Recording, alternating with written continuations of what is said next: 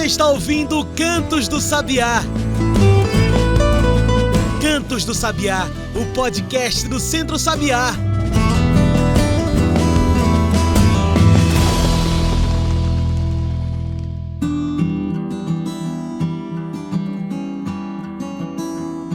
O dia 22 de março é uma data criada pela Organização das Nações Unidas, a ONU, para que a gente possa refletir sobre a importância desse recurso para a vida em nosso planeta. Uma data que serve como um alarme, um alerta anual aos governos, organizações, ao mundo, para a gente entender e agir o quanto antes para garantir águas, ecossistemas, acesso e mesmo a alimentação, subsistência e frear as mudanças climáticas. Como discutir água quando só 27% da população rural de baixa renda aqui no Brasil acessam a rede pública de abastecimento? Como discutir acesso quando mais de 33 milhões não têm acesso à água potável em nosso país? Eu sou João Lucas, comunicador do Centro Sabiá, e hoje a gente fala sobre crises climáticas e o acesso à água. É para discutir saídas para as crises climáticas que hoje convidamos para a nossa mesa Carlos Magno, coordenador de mobilização social do Centro Sabiá.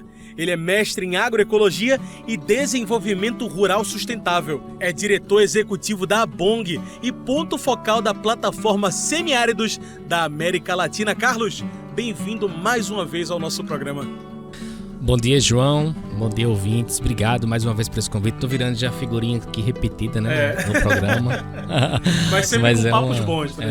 É uma honra poder fazer parte desse debate tão importante sobre a água, né, nessa semana. E é um tema difícil, né, Carlos? Infelizmente, falar da água no Brasil é falar de injustiças, de não acesso, de anos de atraso.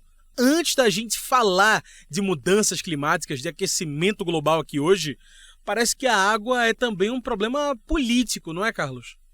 A água é um tema, eu diria assim, é um temaço, né? Porque se você pensar na água como recurso natural, ou seja, nós somos, na verdade, a Terra, o nosso planeta deveria se chamar água, mas ele se chama Terra, mas ele deve se chamar água, porque 2/3 dele é coberto por água. Nossos corpos, mais de 80% são de água, todos os animais são feitos, ou seja, a água ela é um componente, né, fundamental para a vida. Por isso que muitas vezes os agricultores no semiárido dizem muito isso, né? Não, a água é vida. E às vezes as pessoas podem até achar que é uma coisa muito... É uma retórica, né? Muito retórica, é uma coisa muito... Mas é isso mesmo, é um conhecimento muito profundo. A água é vida, nossos corpos são feitos de água, né? O planeta é feito de água. E aí, assim, é importante dizer que a água doce do planeta, ela só é 2,5%. E 70% dela está congelada, né, nas geleiras, que estão descongelando agora, inclusive, por conta das mudanças climáticas. Mas o acesso à água doce, ela é muito pouco, ou seja, você tem pouca água, na verdade. A água é um ciclo, né? A água vai e ela volta, ou seja, que chama o ciclo da água, né? Ou seja, a água evapora e depois ela volta com a chuva de novo, mas ela está disponível pouquíssimo, né, pra gente. Então, ela é um recurso muito limitado. E como todo recurso natural, ele é limitado, ou seja, ele pode acabar. Ele pode diminuir. E aí é interessante dizer que, assim, para algumas pessoas e alguns grupos sociais no mundo inteiro, eles já vivem crises hídricas, né, há décadas, entendeu? Há séculos. Então, a água para alguns grupos sociais, ela já é motivo de muita disputa, de muita briga, de muitas mortes. Então, acho que a água é isso. Você pode falar de diversas formas, de diversas maneiras, né, a partir de diversos lugares diferentes. Mas é isso, assim, eu acho que a gente está vivendo um momento, de fato, onde a crise climática ela vai cada vez mais levantar essa pauta da disputa pela água no planeta e em algumas regiões ainda de forma muito mais forte. Pois é, e aí sim a gente entra, né, nessas discussões de mudança climática, um assunto que não pode sair da nossa frente, a gente não pode se distanciar dele. São escolhas políticas também que nos levam para esses momentos, tanto no Brasil quanto lá fora. Se hoje chegamos às crises em que chegamos, né, 33 milhões no Brasil sem acesso pleno à água, menos de 25% da população mundial com acesso à água potável, algo errado se repete. O que nos traz a essas crises, Carlos? Olha, primeiro considerar que a água é um recurso que ele é limitado. Então você tem regiões que têm menos água e tem regiões que têm mais água. Você tem diferenças... Bom, aí é isso. Você tem diferenças geográficas e diferenças, eu diria assim, fisiográficas, naturais. O semiárido brasileiro, por exemplo, é uma região que chove entre 200 e 600 milímetros por ano. É uma região que tem pouca água. Se você considera a região centro-americana, né, do Caribe, você tem regiões que chovem 20 mil milímetros por ano. Então, aí você tem questões, né, também naturais, ou seja, onde tem mais água, onde tem menos água. E onde tem pouquíssima água, né, por exemplo, nas áreas de deserto, né, que quase não chove pouquíssimas vezes, então tem pouquíssima água. Mas essas populações desses lugares, eles aprenderam a conviver com essa pouca água, ou seja, existem formas de vida que vão se adequando, né, à quantidade de água. E também dizer, João, que assim, não é só a escassez da água, né, que causa problemas, mas também o aumento em alguns lugares, entender, se exacerbado da água também causa muitos problemas. Então, eu acho que, na verdade, o processo, né, de transformação do planeta a partir das mudanças climáticas, né, que muda o regime de chuvas, que muda a temperatura da água do mar, isso influencia diretamente, né, nessas regiões. Então, o ouvinte aí, a ouvinte tem acompanhado, né, a partir das notícias dos jornais, que não são só as secas que têm causado tragédias, mas também as enchentes. No sul do país, eu diria aqui, né, no Recife, há 2 anos atrás, em maio de 2022, teve uma enchente que matou mais de 100 pessoas em 2 dias. Então, assim, eu acho que essa é uma questão que, quando a gente trata da água, a gente não está tratando só da escassez. Obviamente que eu, Carlos Magno, que venho da região do semiárido, que eu digo assim, do semiárido profundo, do sertão da Paraíba, que a água sempre foi a água sempre foi muito disputada e ela sempre foi muito pouca. Para mim sempre vem essa coisa da escassez. E aí eu me choquei muito quando eu cheguei no Recife, né? Porque quando se preparava para chover, eu ficava numa alegria só e dizia, eita, vai chover. E as pessoas diziam, poxa, vai chover, caramba. Então, assim, é isso. Mas é a água, né? Então, ou seja, é a água que vai também escasseando, mas também que vai inundando. E algumas cidades do mundo, né, Recife mesmo é uma das cidades que estão mais vulneráveis, por exemplo, para a história das enchentes, porque ela está no nível do mar, foi uma cidade que foi construída em cima dos mangues, é uma cidade cortada por rios, então quando chove muito, que a maré sobe, a cidade praticamente fica debaixo de água. Então essa é uma questão que está cada vez nos preocupando, né? E aí eu queria reafirmar isso, que não é só a escassez, mas também as enchentes são um grande problema para grandes cidades, entendeu? Mas isso é interessante, Carlos, porque assim, pensar em água é pensar em tudo isso, né? Só que assim, e os climas, inclusive, lugares que são muito secos, lugares que chove muito, o problema é que hoje a gente vive essa vida de mudanças climáticas cada vez mais extremas, cada vez mais aceleradas. O que antes os especialistas falavam, daqui a 100 anos precisamos nos ligar, precisamos estar nos importando, já é uma coisa que vivemos hoje. Carlos, como é que essas crises climáticas afetam o nosso acesso à água, seja nas cidades, seja também no semiárido? Olha, você tem... Aí eu estava falando do Recife, né? Assim, o Recife é uma cidade muito... tem muitas contradições. Ao mesmo tempo que tem enchentes, você tem uma grande parte da população que não tem acesso à água constante. Exatamente. Quem mora nos morros, quem mora nas partes mais altas, a água não chega. E rodízios constantes que acontecem todas as semanas também. Exato, nesses lugares. Então, assim, a água potável também é uma questão aí nessa história. Mas aí, voltando para essa agenda climática, João, é isso mesmo que você falou. A gente Eu acho que nos últimos 15, 20 anos, a gente começou a escutar sobre essa história das mudanças climáticas. A gente escutava antes falar sobre aquecimento global. Então a agenda era só do aquecimento global, que o planeta está ficando mais quente. E as próximas gerações vão sofrer. Era uma coisa muito distante, o semiárido vai ficar mais seco e tal. E a gente vem experimentando, na verdade, que isso tem cada vez mais se concretizado. Tanto no semiárido, também para as cidades. Os cientistas têm falado muito nisso, né? O IPCC, que é o painel intergovernamental da ONU, que reúne cientistas do mundo inteiro que estudam clima. Eles estão alertando para isso, ou seja, a grande luta que se tinha é para que a gente não passasse de 1,5 graus a mais do período pré-industrial, ou seja, o período pré-industrial é, 150 anos atrás, 200 anos atrás, quando começou o processo de industrialização, sobretudo na Europa.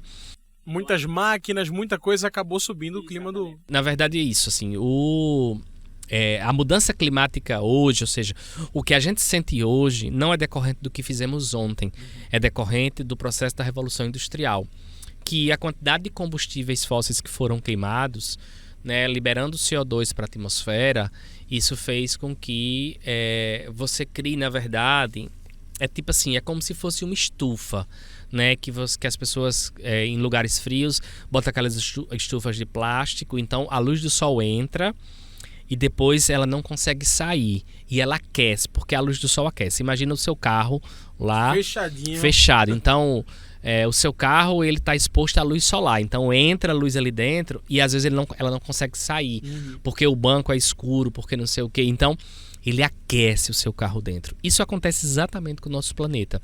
A quantidade de CO2 e de gases, né, que vão para a atmosfera, inclusive o nome do efeito é efeito estufa, porque é exatamente isso.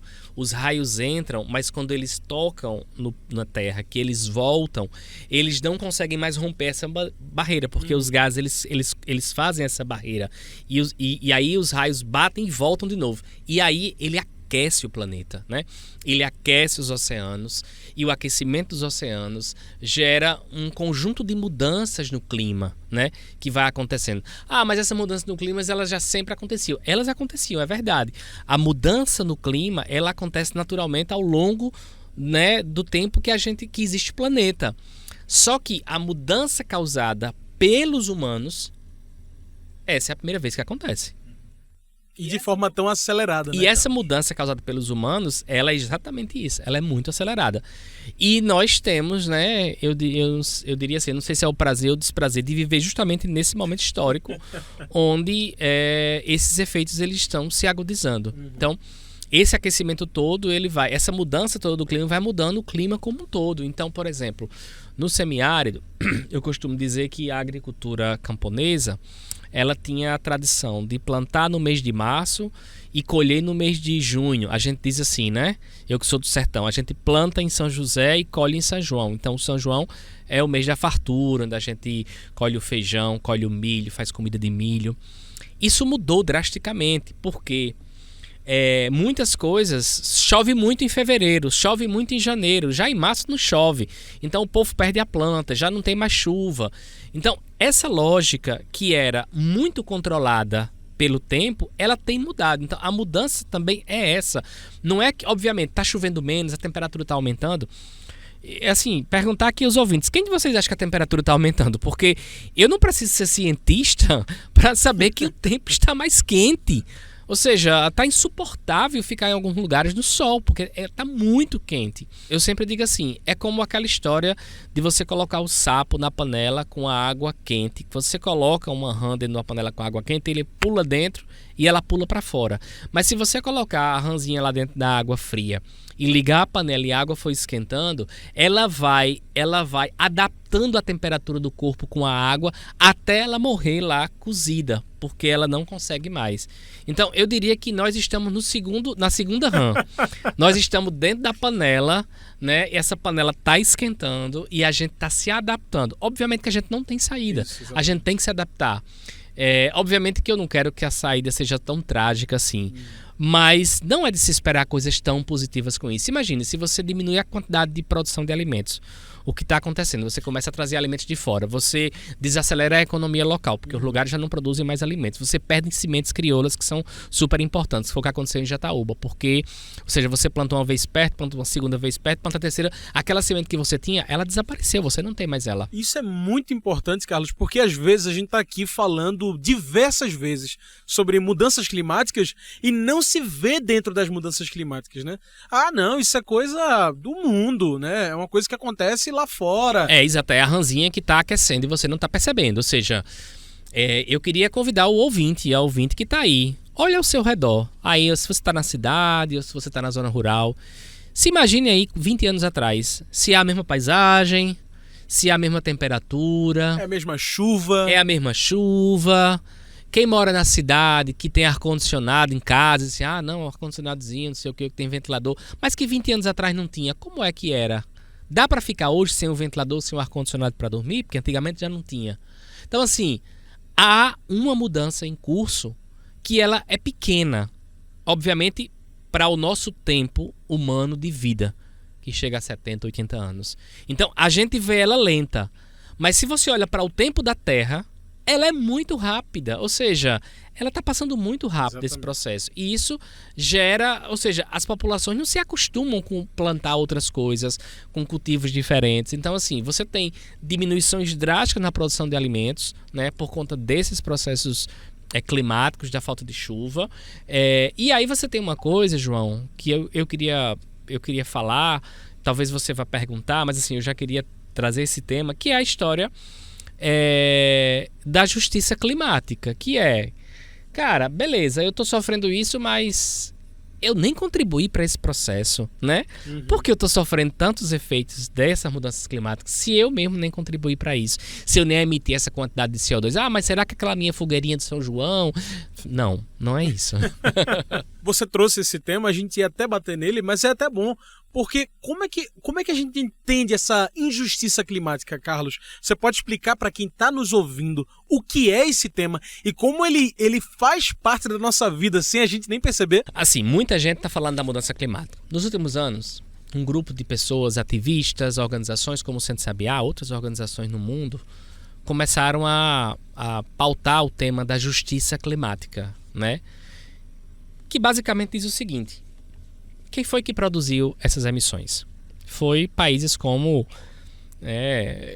Inglaterra, parte da Europa, Você Estados falou da Unidos, Revolução Industrial, não é? Da Revolução Industrial, 1800 e pouco aí, por aí. Então, essa quantidade gigantesca de queima, né, de combustível fóssil, de petróleo, para gerar energia, que aí eu vou fazer só uma parte aqui, João, para dizer o seguinte: os maiores emissores de CO2 no mundo são Estados Unidos, Europa, China e Rússia. Os maiores. Eu não sei se nessa ordem, mas tá por aí. Sempre muda um pouquinho. O Brasil é o 5º maior emissor de CO2. Mas esses países, esses 4 primeiros, eles emitem CO2 a partir da queima de combustíveis fósseis para gerar energia. Então, eles queimam, eles têm usinas gigantes de carvão, né, geotérmicos, para poder... Eles queimam combustível fóssil, né, seja carvão, seja gás, seja petróleo, seja gasolina, óleo diesel, o que seja. Eles queimam isso, ou seja, isso entra no motor de combustão para que gere energia, eletricidade para a indústria, para as casas, para o comércio, para o que seja. O Brasil é o 5º maior emissor. Mas o Brasil não emite CO2 a partir da queima de combustível fóssil. O Brasil emite CO2 a partir do desmatamento. Essa é a grande diferença. Nós não emitimos com a queima, nós emitimos com o que eles chamam de mudança no uso do solo. Nós desmatamos, ou seja, é basicamente desmatar para criar boi, né? Que é a grande pauta do agronegócio. Para monocultura também, né? Que vai, exatamente. Então, esse é o grande questão desse apartado que eu fiz. E onde estamos nós, né? Para falar dessa história da justiça climática. E aí, bom, esse povo lá da Europa que fez isso, há 200 anos atrás, continua, ou seja, se industrializou, enriqueceu, né, organizou seus países, ou seja, tem muito poderio econômico e continuou rico. O Brasil é um país, né, que é considerado em desenvolvimento, que é um conceito muito amplo e muito genérico, mas é um país que não entrou nesse processo de industrialização. É uma coisa que chama industrialização tardia. O Brasil não é um país industrializado. Para você ter ideia, o que gera recurso no superávit primário na balança comercial internacional que o Brasil exporta é produto agropecuário. Ou seja, nós não somos... Eu sempre digo assim, a gente vende 20 caminhão de soja para comprar um chip de um computador. Nós temos que vender o chip do computador. Então, industrializar significa o país enriquece a partir desse componente industrial também. Esses países fizeram isso. Só que hoje, os maiores afetados pelo problema da crise climática são os países que a gente chama do sul global. O planeta Terra é redondo, para quem acredita que ele é redondo, né? E ele tem a parte do norte que fica mais em cima, né? Estados Unidos, Europa, não sei o quê. E o sul global. Brasil, o continente latino-americano, a África. São lugares que é onde a mudança do clima afeta mais as populações. Ou seja, é uma injustiça eu ter que sofrer mais por uma coisa que você provocou, pela emissão que deixou você mais rico, pela exploração que você fez no meu continente. Então, a gente fala de justiça climática porque também, se eu faço um recorte populacional, João, as populações que mais sofrem nesse processo são a população tradicional, são indígenas, são populações rurais, são populações negras, são populações ribeirinhas. Ou seja, eu ainda tenho um recorte mais curto disso. Se eu pegar os dados do censo demográfico 2022, que saiu agora há pouco com recorte de saneamento, João, eu vou ter dados assim assombrosos. O primeiro diz: de 18 capitais, de 18 grandes cidades do país, 17 delas, a população com menor índice de cobertura de saneamento é a população negra e indígena.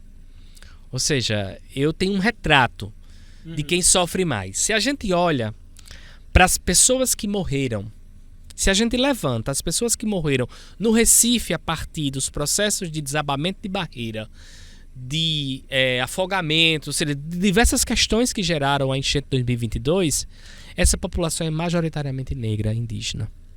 Então, você precisa fazer esse recorte racial, né, étnico, para você entender quem é que está sofrendo mais. E essa população é feminina muitas vezes. Por exemplo, no semiárido, as populações que mais sofrem com a falta de água são as mulheres. Porque, historicamente, as mulheres são as responsáveis pela água dentro de suas famílias.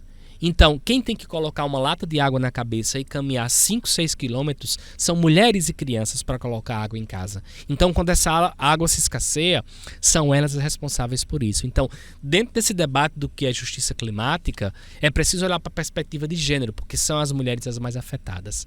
Então, se você olha, por exemplo, os municípios no Brasil, os 10 piores com saneamento inadequado, com água inadequada, os 10 piores, tá? No Brasil inteiro, 5.200 e tantos municípios.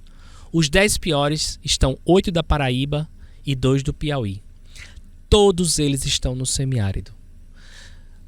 A grande maioria deles tem pelo menos 70% da sua população no rural.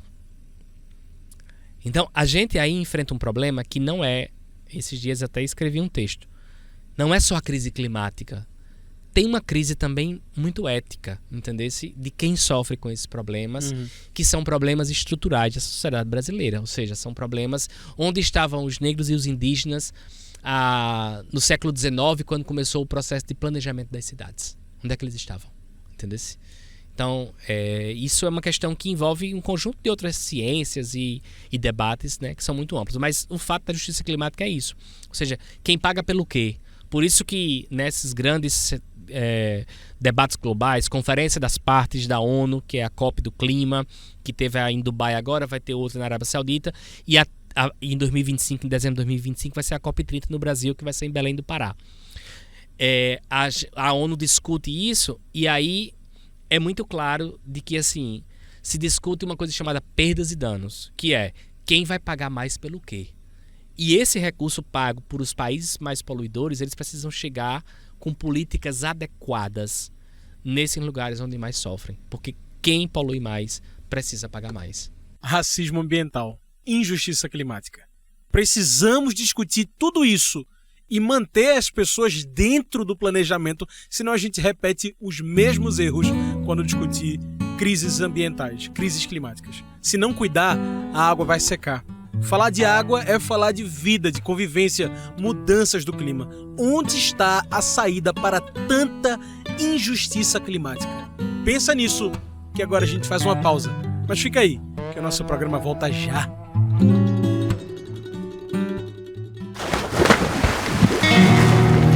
Nascentes são fontes de água que podem se transformar em grandes reservatórios naturais, abastecendo comunidades, pequenas regiões e até as grandes cidades.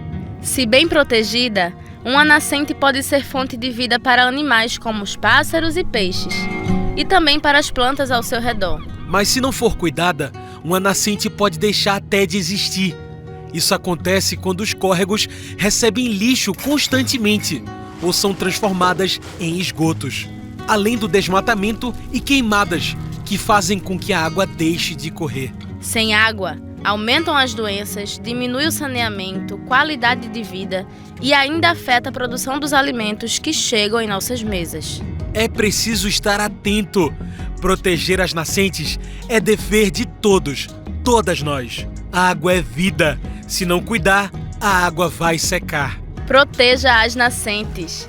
Salve os mananciais. Uma campanha do Centro Sabiá em defesa das áreas de proteção permanente.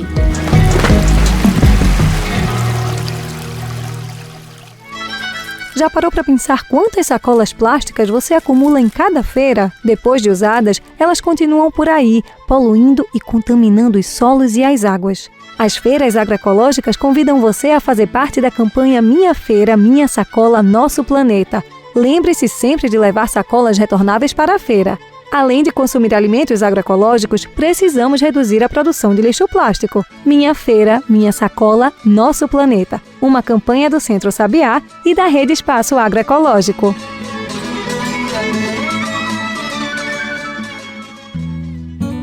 Estamos de volta, a gente segue aqui conversando com Carlos Magno, coordenador de mobilização social do Centro Sabiá. Hoje nosso assunto é crises climáticas e o acesso à água.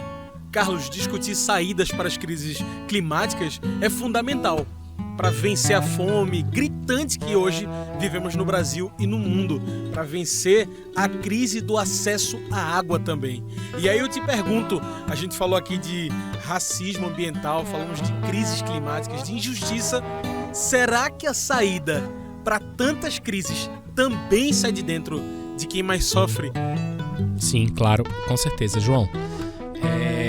Sobre saídas para essas crises climáticas, as saídas elas precisam ser também globais. Elas não podem ser localizadas, né? A crise do clima é uma crise no planeta. É uma crise que aflige a todos nós. Não adianta só mitigar, é o sapo que você falou, né? Exato, não adianta só fazer uma coisinha aqui, outra ali. É preciso que todo mundo faça alguma coisa. Perfeito. Todo mundo faça alguma coisa. Só que as saídas, eu sempre digo assim, que olhando para nós, né, e aí olhando para a cor do semiárido, talvez antes disso eu quero dizer assim que tem alguns pesquisadores que já estão colocando que a gente já perdeu essa batalha, ou seja, a gente precisa avançar para repactuar uma forma de vida no planeta que respeita a natureza que ainda existe. Porque alguns pesquisadores já reafirmam categoricamente que, tipo assim, a gente já chegou ao ponto que eles chamam de não retorno. É um ponto que a gente agora... Aconteceu essa mudança, ela vai acontecendo, então a floresta amazônica pouco a pouco vai se transformando numa floresta mais rala, o semiárido pouco a pouco vai ficando mais, ao invés de semiárido, mais árido. Tanto é que agora no final do ano foi identificada a primeira área árida, né? A primeira pedaço de terra árido no Brasil, que fica entre o Pernambuco e a Bahia. Então, assim, a gente está numa situação, de fato, de crise muito profunda. E as saídas, elas precisam ser construídas ou seja, a saída precisa ser global, ou seja, todo mundo tem que fazer alguma coisa, todo mundo em todo lugar precisa fazer alguma coisa, E não é fazer qualquer coisa. Precisa mudar as atitudes que tem com o planeta. Precisa mudar a forma que a gente vive, né? Esses dias eu estava vendo assim, as maiores fortunas do mundo, você resolveria o problema da fome com a fortuna do Elon Musk, você já resolveria, todo mundo teria comida, ou seja, a gente distribuiria só a fortuna de uma pessoa só. Então... Que volta para aquele ponto, né? De quem paga a conta, né? Porque existe o dinheiro, existem condições para a gente resolver fome, crises climáticas, crises da água... Mas não quem há, que tá pagando? Não há vontade política, né? Qual é o preço? Eu sempre digo assim, uma coisa que me martela na minha cabeça. Quanto é barato ou caro salvar o planeta, entendeu? E tudo passa por isso. Então, mas assim, eu entendo que algumas soluções para o semiárido, elas saem das populações do semiárido. Porque eu sempre digo assim, que a gente no semiárido, a gente aprendeu a conviver com a seca, aprendeu a conviver com o semiárido, aprendeu a conviver com a escassez da água. Então, a gente já está treinado para esse momento que o mundo está vivendo, ou seja, a gente tem muito a ensinar, a gente criou as tecnologias sociais de acesso à água, de coleta de água de chuva, a gente sabe economizar água, a gente sabe, ou seja, como é que cultiva. Então, a gente tem muito a ensinar. Infelizmente, nesse cenário global, o próprio governo brasileiro termina enxergando o semiárido como um lugar de produção de energia limpa, né, entre aspas, vento e sol, eólicas e solares. Só que, obviamente, a gente tem isso, mas não é só isso. A gente tem muito conhecimento. A gente pode ajudar muita gente a entender como é que essa crise climática, como é que se adapta a esse processo de mudança climática. Eu acho que o semiárido tem experiências riquíssimas, né? A experiência da articulação do semiárido brasileiro é uma experiência fantástica. Eu diria que o PUMC é o maior programa de adaptação à mudança climática... O programa 1 milhão de cisternas. Do mundo, exatamente. O programa 1 milhão de cisternas. Então, eu acho que existem soluções que já estão funcionando, já estão rodando, né? Os sistemas agroflorestais em clima semiárido, que o Centro Sabiá tem apostado muito agora, né? Ou seja, formas de agricultura mais resilientes ao clima, ou seja, construir uma agricultura que seja mais resiliente a esses impactos climáticos. Então, existem saídas para ser tomadas de forma mais séria pela sociedade civil, pelos governos, mas, sobretudo, pelo setor privado. Que é quem, no Brasil hoje, mais consome água, mais destrói a natureza, né? Então é importante isso também, né? Carlos, você falou do Sul Global na primeira parte da nossa entrevista, falando um pouco sobre como nós somos os primeiros a sofrer com as crises climáticas, né? E aí nos próximos dias 21 e 22 de março, acontece um evento que vem discutir tudo isso que a gente coloca aqui em pauta hoje. É o Água, Segurança Alimentar e Crises Climáticas nos Territórios Semiáridos da América Latina. Um seminário que acontece lá em El Salvador. Carlos, o Centro Sabiá estará representado por você nesse evento. E aí eu te pergunto, qual a importância dessa discussão acontecer nesse Sul Global, com essas pessoas que mais sofrem com as crises climáticas? Então, esse evento é um evento que está sendo puxado pela plataforma Semiáridos da América Latina, em parceria com a articulação do semiárido brasileiro, a ASA, que está aqui. Então, a ideia nossa é que a gente possa levar essa discussão, né, sobre mudanças climáticas nos semiáridos a um nível maior, ou seja, levar a um nível de integração latino-americana. Ou seja, nesse evento vai estar participando pessoas da Argentina, do Paraguai, da Bolívia, vai estar participando gente de todo o Centro-América. Então é um evento que reúne pessoas de organizações que trabalham em clima semiárido. É um evento que a gente vai discutir, como o próprio nome diz, segurança alimentar, água e mudança climática. Ou seja, qual a relação desses temas, entendeu? Esse que a gente acaba... Toda. Né? Tem toda a relação. Então vai ser um evento importante, é um evento político que marca também essa perspectiva do Dia Mundial da Água, e que vai acontecer num dos países que mais tem sofrido com essa perspectiva da mudança climática, da crise climática, que é os países que estão ali em Centro-América, no Corredor Seco centro-americano, que tem um grande problema de migração, né? Por conta também da mudança climática, que tem um grande problema de produção de alimentos por conta dos pequenos propriedades que as populações ali naquele lugar têm, e são territórios ocupados majoritariamente, muito mais do que o Brasil, por populações tradicionais, indígenas. Muito bem. Então vamos discutir crises climáticas, né? É tudo para ontem. Carlos, como a nossa conversa está chegando ao fim, eu trago o nosso quadro especial que você já conhece tanto e já participou de vários e diversos aqui, que é o Mete o Bico. Mete o Bico é o quadro onde o convidado traz seus pontos finais e mete o bico na discussão. Carlos, a fome hoje bate a porta, a sede vem com os mesmos números. Acesso pleno à água ainda é um assunto distante. Nesse Dia Mundial da Água, nesse mês de discussões sobre acesso à água, como enfrentar crises tão profundas? Mete o bico. João, a gente tem que radicalizar o debate, radicalizar as ações no sentido de ser mais incisivo nesse debate, tanto na relação com governos locais, estaduais, nacionais, nessas conferências internacionais, que muitas vezes a gente tem a impressão que elas não funcionam muito, né, no sentido de mudanças tão grandes, mas elas são importantes porque elas fazem um debate. Eu acho que nós precisamos nos preparar, né, e aí já para essa conferência do Brasil, que é a COP do Clima em Belém 2025, para ocupar essa COP, entendeu? Dar o recado para o mundo de que o Brasil, né, é um país que tem sofrido muito, que tem muita coisa a ensinar, mas também que precisa de muito apoio para que a gente consiga sair dessa crise. E no nosso caso tem uma crise ambiental, né, uma crise social, mas uma crise também política, uma crise também de polarização, uma crise também, né, de pautas muito conservadoras que estão vindo à tona agora. Então, minha mensagem final é essa, que a gente consiga se mobilizar para isso, que onde você estiver, organize para onde você está com as pessoas, discuta esse tema. O Centro Sabiá está tomando como uma referência estratégica para os próximos anos, que é fazer processo de formação com agricultores e agricultoras sobre o processo da crise climática que está acontecendo. Então, a região do Pajeú, onde a gente trabalha, a região do Agreste, da Mata Atlântica, a gente vai sim convidar os agricultores para fazer processo de formação, para que eles e elas entendam o que de fato está acontecendo no clima e que a gente possa também aprender deles e delas.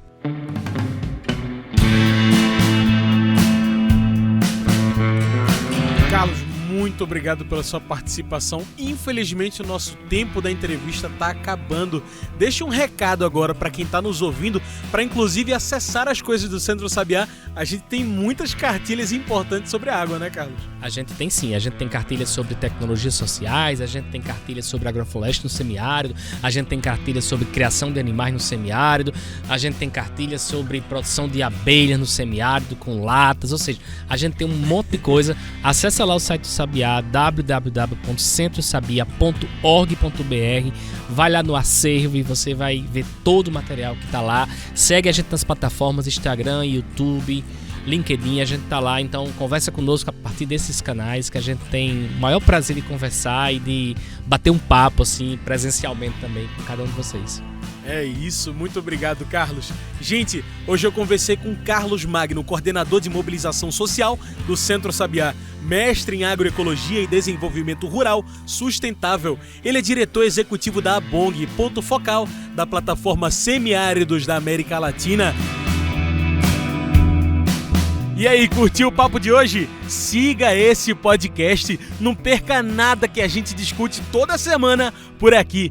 E se você já segue, muito obrigado. Mas tenho certeza que você tem um amigo, uma amiga que podem estar esperando só o seu chamado para conhecer a agroecologia. Faça com que esse canto chegue cada vez mais longe. É isso, pessoal. O Cantos do Sabiá fica por aqui. Instagram, Twitter, Facebook, você já sabe. Procure por Centro Sabiá e não perca nada. É isso. Esse foi o Cantos do Sabiá, uma produção do Núcleo de Comunicação do Centro Sabiá. Trabalhos técnicos, locução, João Lucas. Tchau, pessoal. E até o próximo Cantos.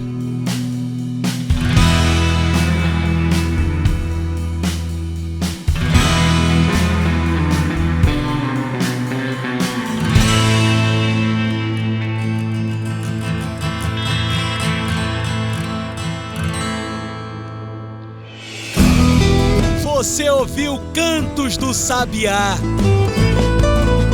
Cantos do Sabiá, o podcast do Centro Sabiá.